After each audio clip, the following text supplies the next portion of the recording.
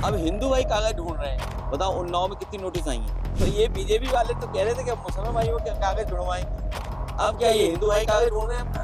अब आपकी जिम्मेदारी हमारे पत्रकार साथियों को लोकतंत्र बचाने की। हमारा आपका कोई भी झगड़ा हो, लेकिन लोकतंत्र बचाइए। अब हिंदू भाइयों पे खतरा आ गया है, क्योंकि पंचायती राज ने जो वोटर लिस्ट बनाई है उसमें, और जो आपकी वोटर लिस्ट है जो चुनाव आयोग ने बनाई है, इसमें बड़े पैमाने पे घोटाला किया है। और कभी कभी गरीब को बता देते हैं कि तुम्हारा वोट प्रधानी में तो है, विधायकी और सांसद में नहीं है। अब देखिए, ये साथी ने बड़ा अच्छा सवाल पूछ लिया, जो बात अब निकल करके आ रही है। ये लोग मुस्लिम भाइयों के कागज ढूंढवा रहे थे कि एनआरसी लाएंगे और मुस्लिम भाई यहाँ से चले जाएंगे। अब जब मैं डेटा देखता हूँ तो अब हिंदू भाई कागज ज्यादा ढूंढ रहे हैं।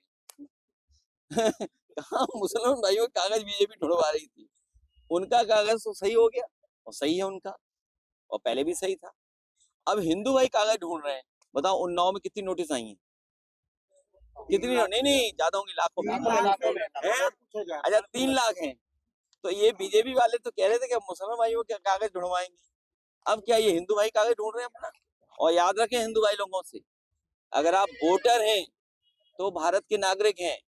अगर आप वोटर लिस्ट में हैं तो भारत के नागरिक हैं आप, और अगर आप नागरिक नहीं हैं तो आप भारत के नागरिक नहीं हो सकते अगर वोटर नहीं है आप। तो ये संकट पैदा कर दिया हिंदू भाइयों पर।